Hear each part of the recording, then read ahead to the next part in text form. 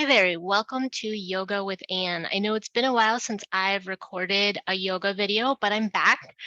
All is okay. I decided to take last summer off from recording any of my YouTube videos, and then I decided to go back to school. So in the fall, I went back to school, took a couple of classes in public health, and then I had to move. So my husband and I were renters and we were given notice and nothing bad happened. It's just, the time had come.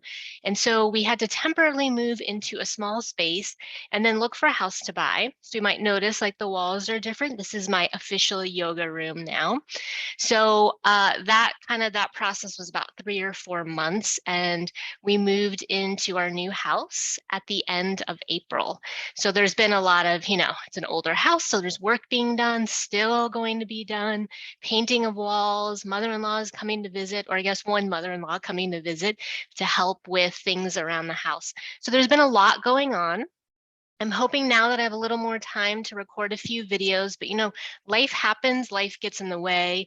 And so we all just do our best, right? And I just really felt that I wasn't in a place to be trying to record videos.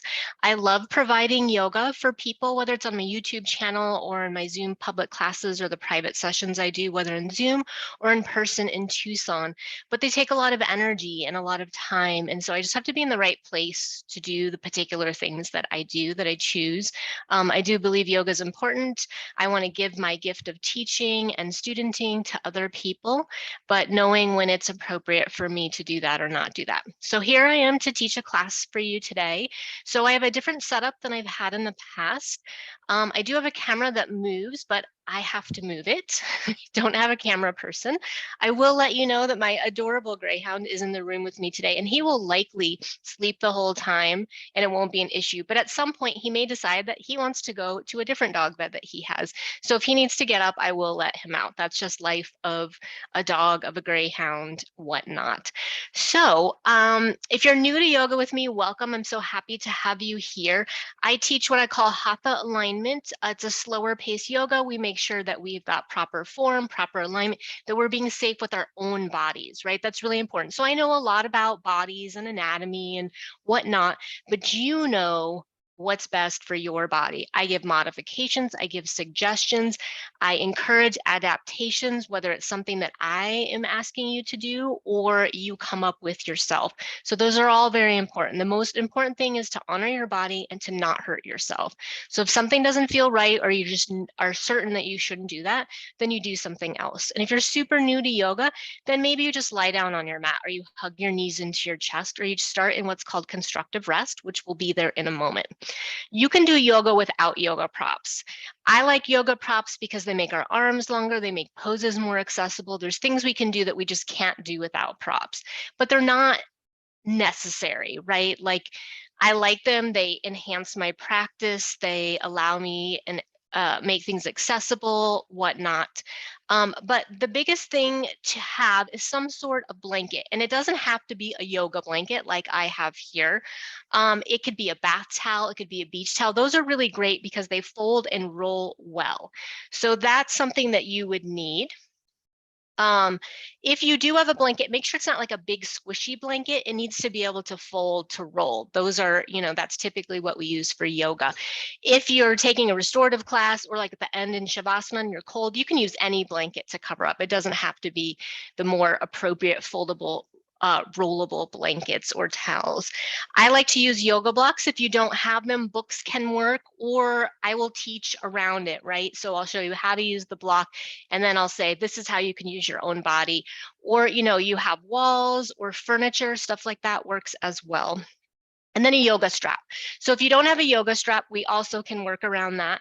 We can use nothing, or you can use a necktie, the belt from a bathrobe, a scarf, anything like that will work as well. So if you need to gather those things, you're welcome to pause and get what you need and then come back and join me. I'm gonna have a sip of water because that's important. And as I teach and talk, I need to drink more water than normal. So we are gonna start in what I call constructive rest. So I like to have a folded blanket under my head as a pillow. So it helps to keep my neck neutral. So I'm pretty tight in my neck and shoulders, as a lot of people are. And when I lie down, there's a little bit of a tilt, so there's strain. So this helps to neutralize. You might need more, you might need less. Some people like to use a block, nothing wrong with that. You could just use the block or even put some cushion on the block. This is plenty for me. But just because something works for me doesn't mean it's going to work for you. So I have more of the base of my skull. So that's the back of your head on the mat. My neck's touching it a little bit, but it's not like fully there. And then my shoulders are on the mat. My knees are bent. My feet are about hip distance apart. And make sure like knees aren't like flailing out. If at some point it's comfortable, you could widen your feet and have your knees come together. But this is a good place to start. So we're bringing that idea of alignment. So for you, it might be a little wider, but hips, knees, shins, ankles, feet, toes. So kind of thinking about that kind of alignment. And hands wherever comfortable, on your belly, out to the side. And if you're comfortable to close your eyes, close your eyes. Otherwise, you can soften your gaze. And we're just going to take a few moments here to notice our inhales and our exhales. So don't try to change anything or adjust it.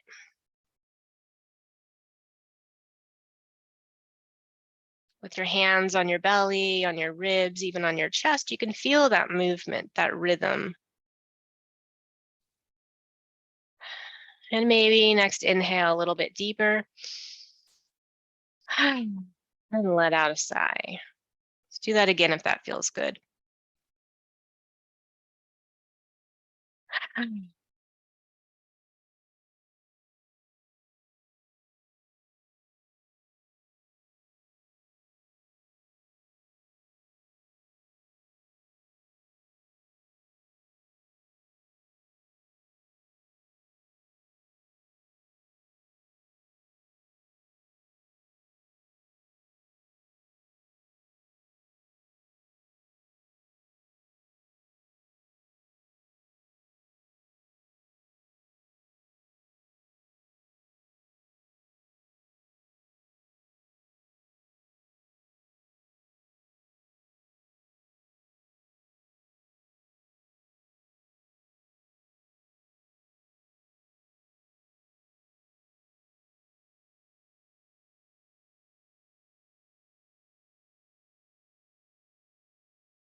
And the next time you inhale, deepen your breath. Let out that exhale.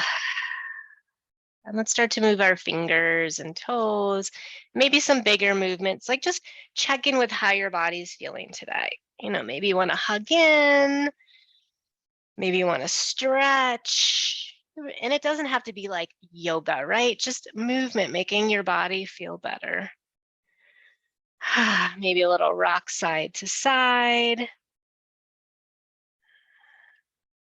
So in class today, we're going to have a focus on our hamstring muscles, which are the back of our thighs. And they're pretty tight, right? So let's come back to constructive rest for just a moment, just so we're kind of coming into alignment. And we'll hug our knees in and then extend your legs up toward the ceiling. So kind of notice, like I have pretty tight hamstrings. So we want tight hamstrings, right? Imagine if our hamstrings were loose. That would not be a good thing. But we have to find that even place, right? And I had a student tell me recently, when we worked on hamstrings, that she was having an issue going on her hip, and she realized it was because her hamstrings were tight. We worked on hamstrings and she felt so much better. So they affect so much in our body. So, don't force yourself to straighten, just come to what feels natural. And then you're going to bend one knee. So notice which knee you start with, right? I'm starting with the right. And then the other leg, see if you can stretch that. How much more can you get up toward the ceiling? And none of this, like you're standing on your foot, right? Like trying to put all four corners on your ceiling, on the sky, wherever you might be practicing. And then we'll switch. And your hands can be wherever. So we're concentrating on the leg that's reaching and extending. And then we'll go back and forth like 2 more times on each side. So like we're walking, but we're upside down.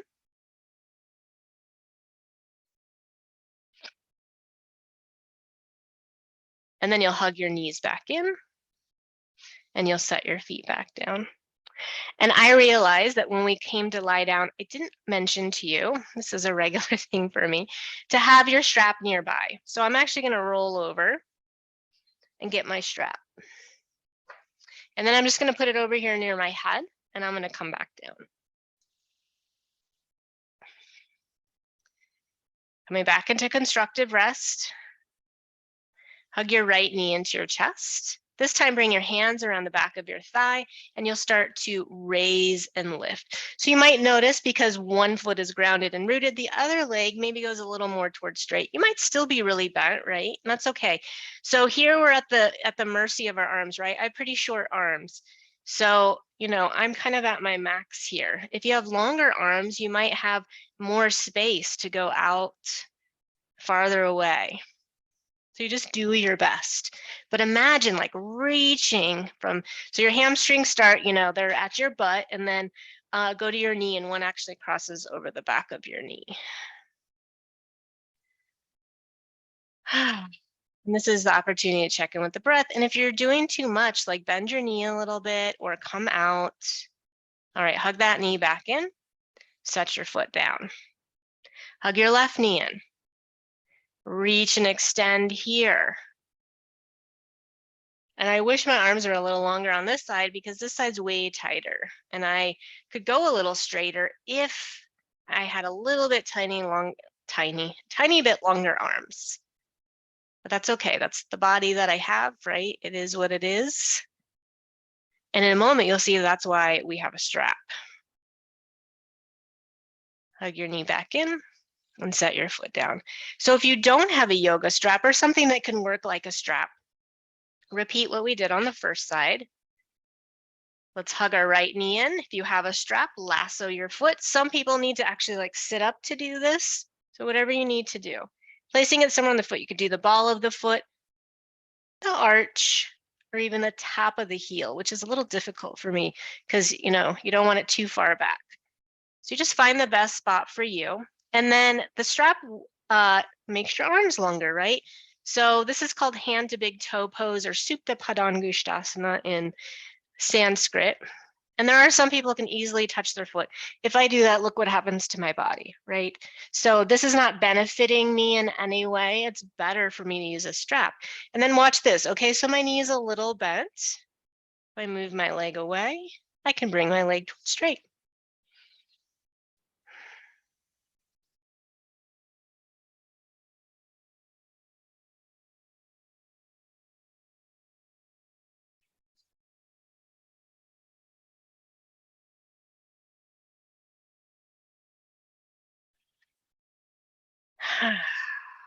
All right, let's remove that strap. You can just set it down, hug that knee in for a moment, and then set your foot down.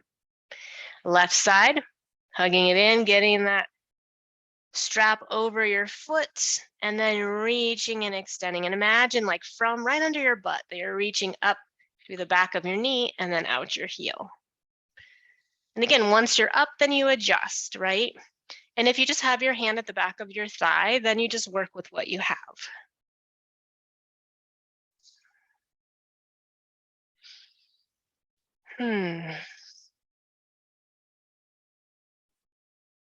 Spread your toes. Imagine that all four corners of your foot are pressing into the ceiling or whatever might be above you. Sometimes students practice outside, which can be really lovely depending on where you live. I was up in the mountains last weekend, so I took a yoga class and I got to take it outside on the deck. So I live in Arizona, so doing yoga in the summer outside is not awesome. All right, release the strap, bend your knee in, set your strap aside, hug your other knee in, and let's do a little rocking. All right, we're gonna make our way over to one side. So roll over, and then you're gonna press your hands into the mat and try not to like fling your head up, right? So let's see if we can let our head kind of hang and then come on up. We're just gonna seat for a moment. We're actually going to transition onto all fours. So this is where your blanket or towel can be handy for some padding. If you have yoga blocks, have them up at the top of the mat, the short edge. We'll just have them there for now. I'm just going to move my strap more out of the way. And we're going to come on to all fours and tabletop. So if this isn't okay for you, then you can be in a seated position. You can sit on your blanket. You can be cross-legged. I wouldn't have my feet on the blanket. I just sat back for a moment. So if being on your knees for some reason is not okay, then you can lie down once again or be in a seat. So here we are, making sure that knees are below hips and shoulders and elbows. I meant to say wrists, but that works too. Shoulders, elbows, and wrists are in alignment, and then check in. So this 90-degree angle might be really intense on your wrist. So maybe your hands need to go a little forward. Maybe they need to spin out a little bit, spin in a little bit. So find that spot for you. So I want you to feel strong here, right? And I'm a hyperextender in my elbows. So if I just let them go, I call these elbow pits, they go forward. And I want to utilize the muscles in my arms to turn my elbow pits more toward each other. So I'm much stronger here, right? I could just turn them, right? But I'm actually like using my muscles to turn my elbow pits to face each other. So strong, wide in the chest, strong in the shoulder blades. And then let's move through our cat-cow. So the next time you exhale, bring your tail under. So start at the pelvis, tailbone under, rounding, shoulders, head and neck. And then when you inhale, flip your tail up first. Then the rest of the spine follows, shoulders, chest, and slightly with the head and neck. So be careful that you're not doing this. Let's go back and forth a couple more times. Go to your own breath. So here in the cow, you're opening up in a back bend, extension. And when you come into the cat, you're rounding and coming into flexion.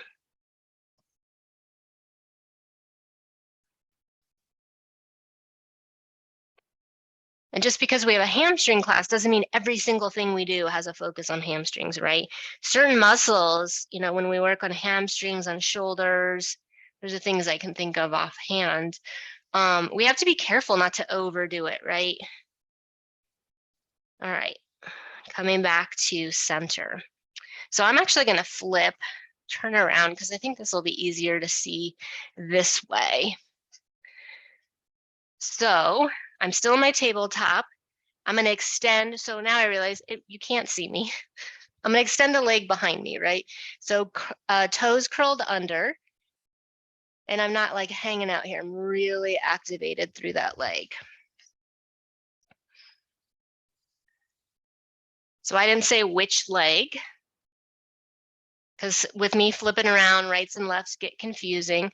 So I do have my left leg behind me. If you have your right, just stay with it. And imagine that you're reaching from like right under your butt cheeks, through the back of your knee and out through your heel. And then we're going to do a little movement. So I'm going to take my left leg and start to bring it over to the right. So if you're using your right leg, you're going to bring it over to the left. So I'll flip again, so you can see what's happening. Yeah. And I have my hip flipped up. So how much more even can I be? You're not going to be completely even, but don't like overdo it just to get that leg over there, right? And then maybe you look over to look at your foot. So I'm looking at my right shoulder to look at my left foot. Maybe you're looking at your left shoulder to look at your right foot. And then bring your upper body back, your leg back behind you, and come back to your tabletop. And let's do a little hip movement or cat-cow to give that a moment to come out of that. And then we'll do the second side, right? So just extending your leg behind you and nice and active here.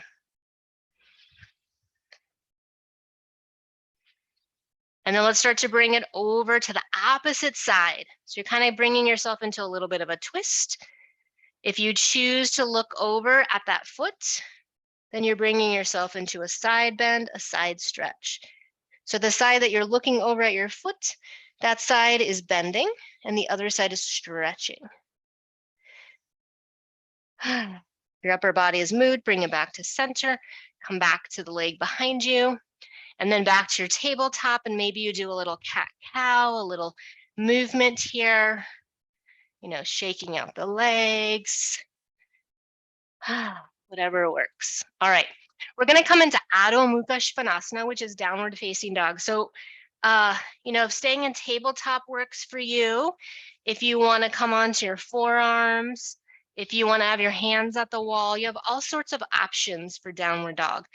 But I like to start with a setup in the tabletop and then stepping my hands about one handprint forward, curl your toes under and lift up. So I'm gonna lift my hips up and away.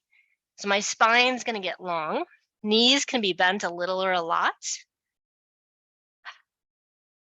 Fingers are spread wide. And let's do the little walk like we did when we were lying down. So one leg is gonna straighten and one leg is gonna bend. So again, checking in on that. So we're really concentrating or bringing our focus to the leg that's straight. And then let's switch. So you're pressing that heel down toward the mat. It doesn't have to touch. Switch. Switch one more time. And then let's come back to our downward facing dog with possibly both knees bent. And then we're going to come into Uttanasana, which is standing forward fold. So you could walk your feet forward, your hands back, or a combination of the two. So typically I like to have blocks available, but mine aren't. So if it's really difficult for you to have your hands at your mat, then bring your hands at your hips and you can be more in this half fold.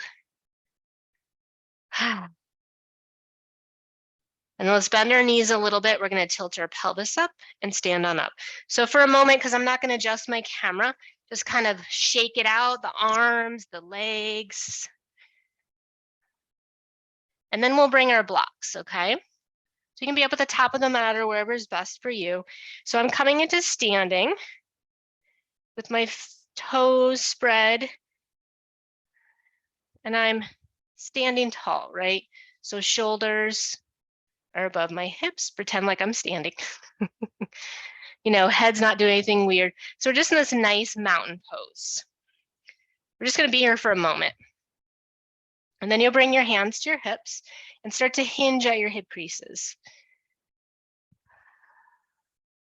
And then hands come to your blocks. Hands can be at your blocks, at a wall, at a piece of furniture. They could stay at your hips. All right, so I'm gonna take my right foot and I'm gonna cross it behind my left. So I'm a little wonky here, right? So I'm actually gonna shimmy my feet to center.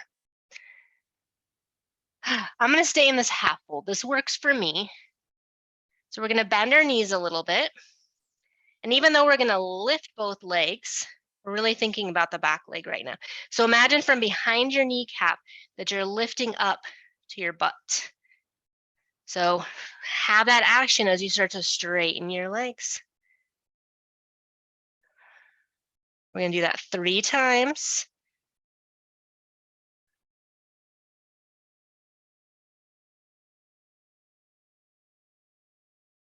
I realize my toes are a little bit clenched, so maybe you lift them up and spread.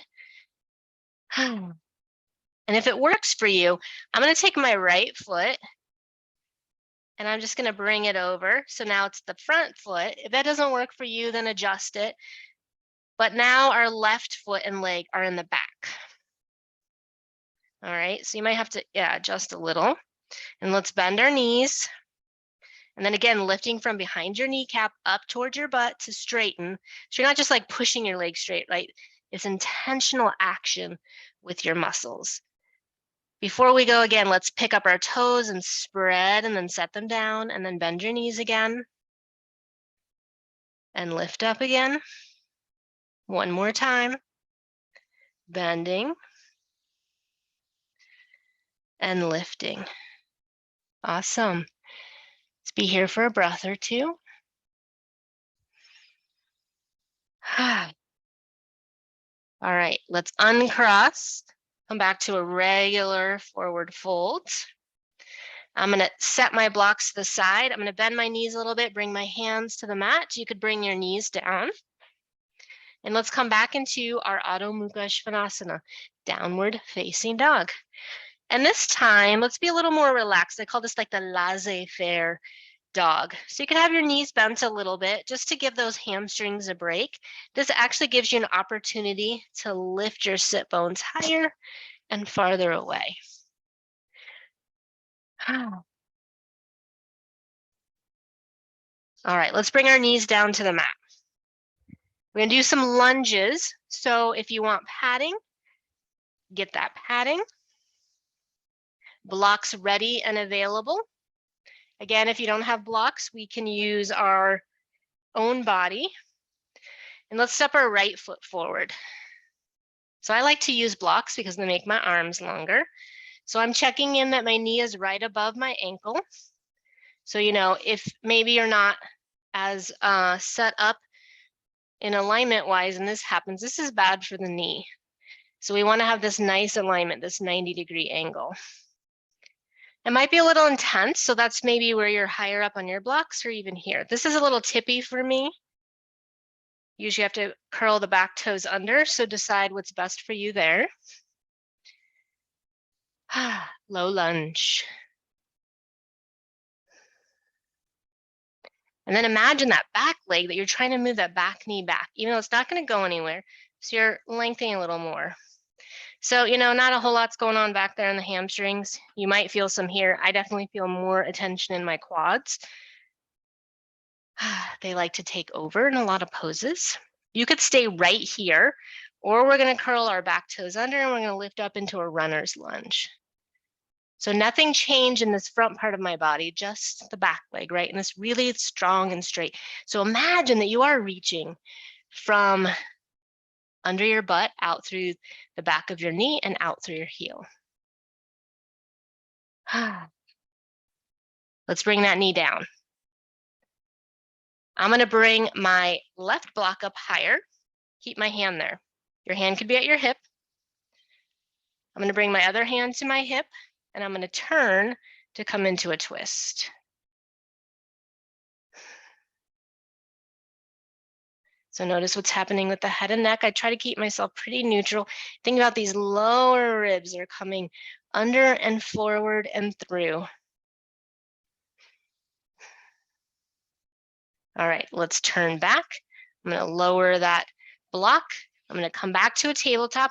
You could stay here and do a little cat-cow, a little child's pose, or another downward facing dog. And it doesn't have to be a big, deep dog. We'll bring our knees down and step our left foot forward into our lunge. So check in for alignment to keep the knees safe. You're welcome to be lower or higher. Think about that back leg, like we're trying to move it back.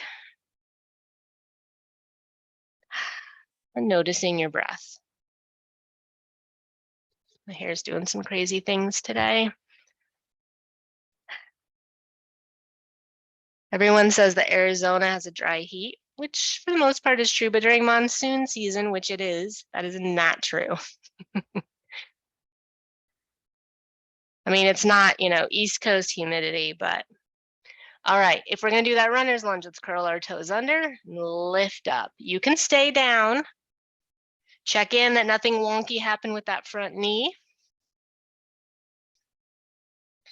What's going on with your head and neck? See if you can be neutral. Reaching that back leg strong and straight. So imagine I'm in the room with you and I put my hand at the back of your knee, what I would call your knee pit, and you're gonna push my knee or push my hand away. Don't push my knee away. All right, let's bring that knee down.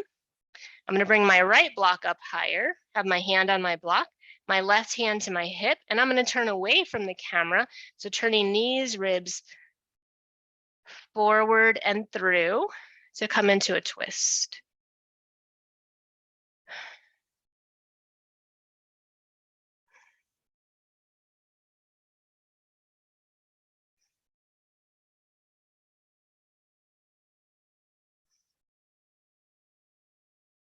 Let's slowly come out of our twist.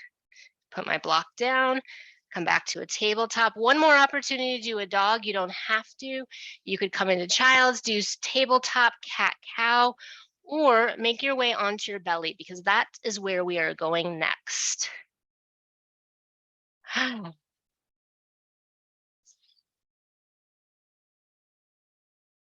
So I'm actually going to move my blanket out of the way.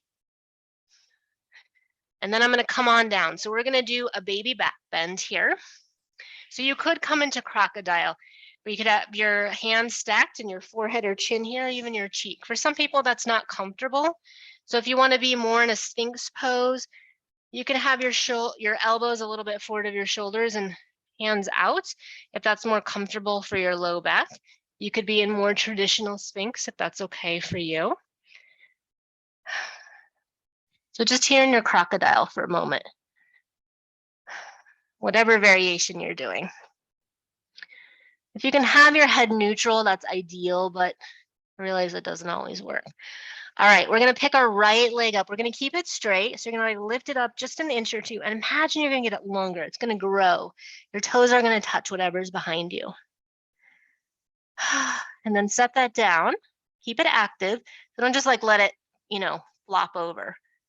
So stay active and then lift the left leg up. Just an inch or two above, like you're trying to reach those toes to whatever's behind you. Keep it active as you set it down. You might stay here or bring your hands under your shoulders, elbows close to your sides, forehead or chin on the mat. Do a shoulder roll or bring your shoulder blades down onto your rib cage. Keep your knees pressed into your mat, the tops of your toes and toenails pressed in the mat, so don't curl them under, and then peel your chest up. Make sure your chin's not jutting forward, so keep your neck neutral. Keep your breath flowing.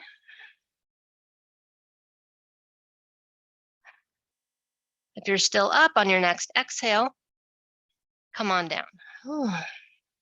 You again can stack your palms. You could wiggle out your hips. You could do a little upside down windshield wipering. We're gonna rest for a little bit. You could stay right here. You come into a child's pose. Or even come to lie on your back and hug your knees in. I'm just gonna stay here and hopefully not fall asleep. I guess I will show a child's pose just in case. So for me, child's pose is fairly accessible in my body. Knees can be close, they can be wide. Technically toes touch, but they don't have to, right? They could be wide as well. And then the idea is you're coming into flexion, you're draping over your body. So some people like their arms out long. That doesn't work for me. I have a nerve issue on the left side. So sometimes I actually do child's pose like this. I keep myself more upright. This feels really comfy for me. Sometimes I stack my palms or use a block and come here. You also have the option to have your arms down by your sides with your forehead on the mat, a block, a blanket.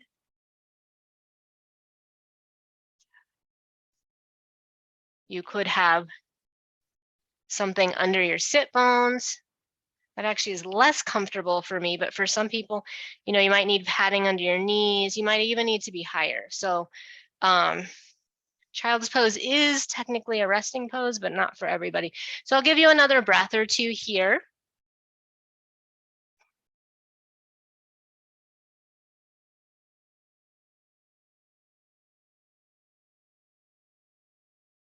And then wherever you are, you're going to bring yourself up to seated.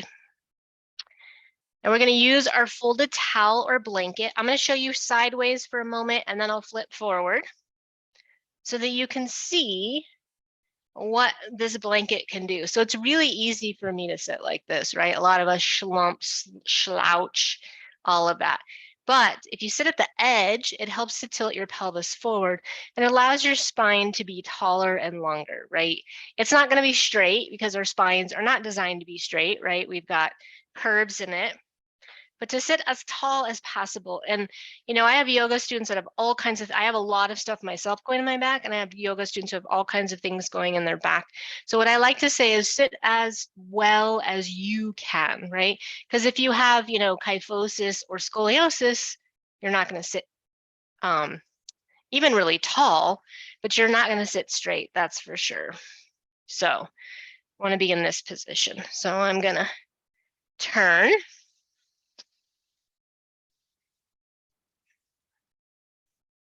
With my legs out in front of me. And then we want to be active here, right? You're like, I don't know, do we? Yes, we do. And we're going to bend our right knee and bring our foot to our mat. And this leg's going to stay active. And then hands at your thigh. And however you want to, you know, have your hands. And then when you inhale, you're going to get taller. And when you exhale, you're going to start to twist toward the bent knee. So start at your belly button to twist. Maybe you just do a little twist here. Hands stay at your leg. Maybe you start to twist a little deeper. Backhand comes behind you. So I'm basically just tenting my fingers. And then this hand can stay right here. Maybe it starts to wrap. So don't like jerk yourself into the twist, right? The movement should really happen starting at your belly button and work its way up. The arms aid that, right? They allow it to happen. Maybe they help to go a little deeper. They don't pull you into the twist. And the backhand and arm stay tall and long. So you're not slouching or leaning or anything like that. When we take another inhale, imagine that your spine gets longer and your left leg gets longer. And when you exhale, come out of the twist. Legs out long, wiggle, let them go. As soon as I do that, this happens for me, right? So just notice that for yourself if that happens or something else. And then let's extend through the legs, let's extend through the spine, and then bend your left knee, foot to your mat. Inhale to gather that length, and as you exhale, twist. So you're twisting away from that long leg, keeping it extended. Maybe you stay here, maybe you go deeper. So just because you did something on one side doesn't mean the other will happen. So give yourself time to get into the twist. You don't have to push yourself or yank yourself into it. And the next time you inhale, imagine your spine is lengthening and your right leg is lengthening.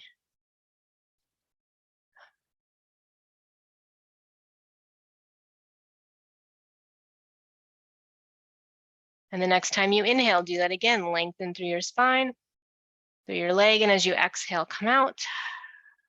Extend your leg, let them go, maybe a little wiggle. So this might feel good, or I like to bring my hands to my floor or my mat and bend my knees, and then widen my feet a little and do a little windshield wipering. Oh, and because I'm on the hardwood floor, I'm gonna slide.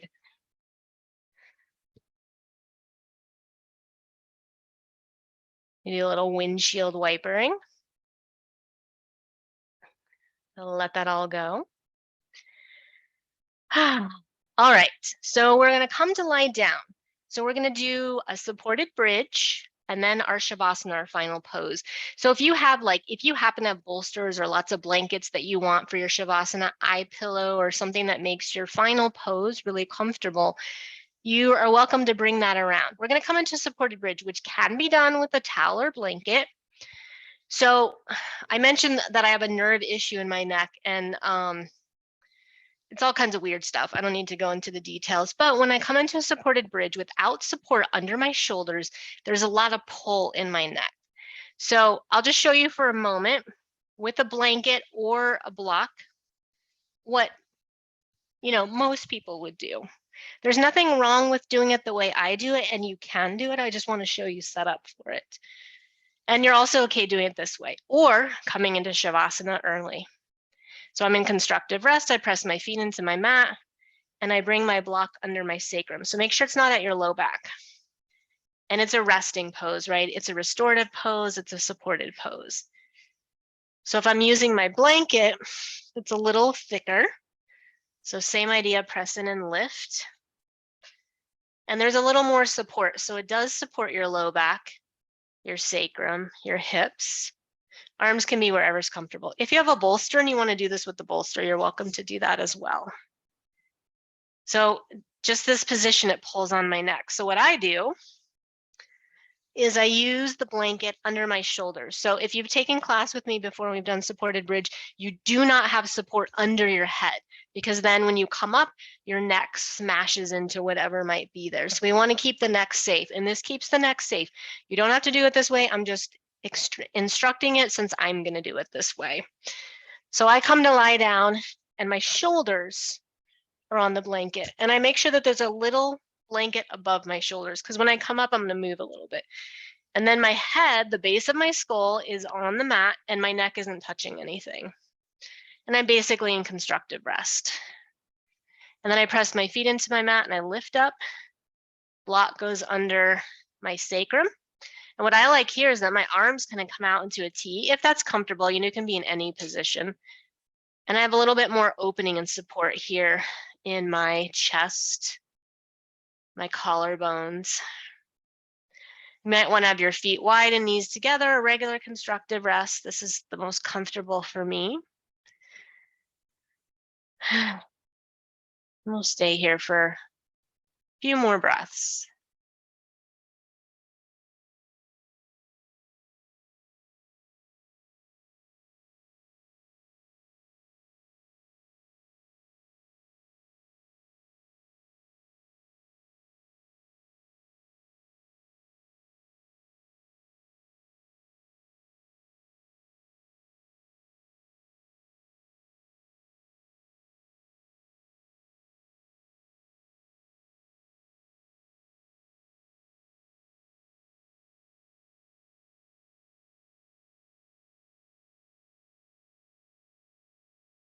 Begin to deepen your breath. Maybe you feel really good and you want to stay here. Totally can. If you're ready to come out and you've adjusted your legs, bring them back to constructive rest. Press your feet into your mat and lift up to move your support out of the way. I'm going to roll over to my side and I'm going to adjust my blanket. So if you don't have a lot of props, maybe it's just the blanket under your head. If you have more props, you could, get another towel or blanket and make a roll and put them under your knees. If you have blocks, they could go under your knees.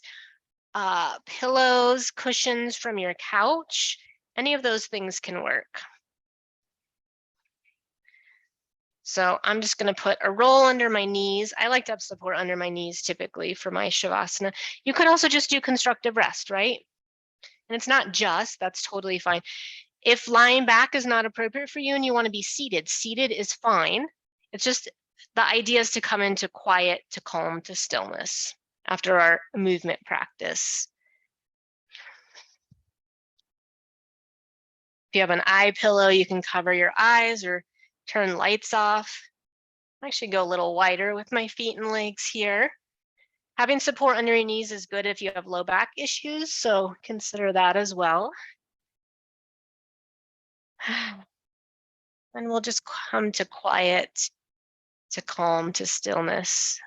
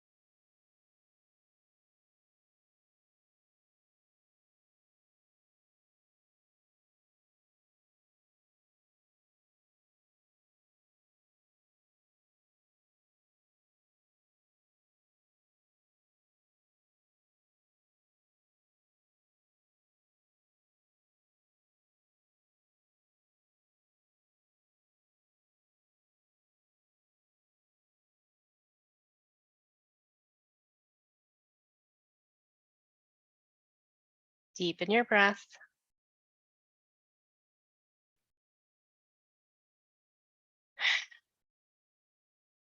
Start with movement in your toes and your fingers,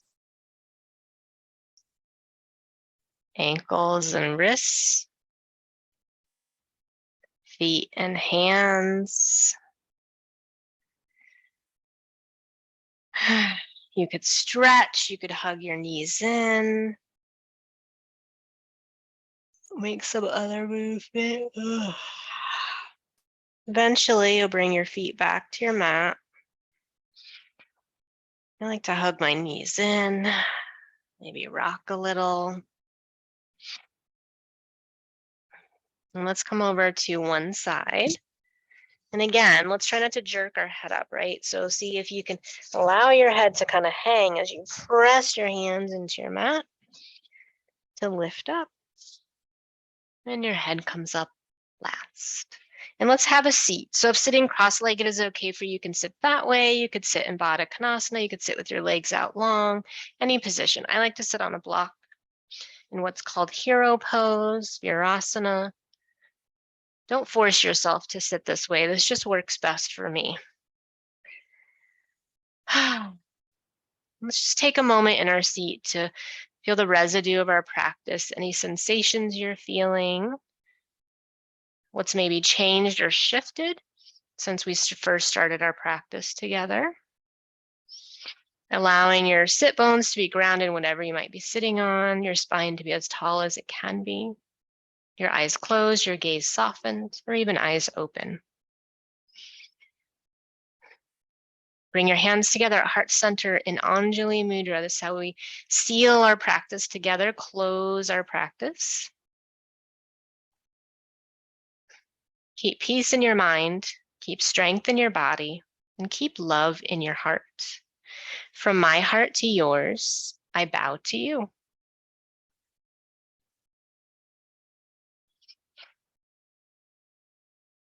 Thank you so much for practicing with me today. I have plenty of videos on my YouTube channel. If you have a request for a type of pose to work on or a body part to work on, please let me know.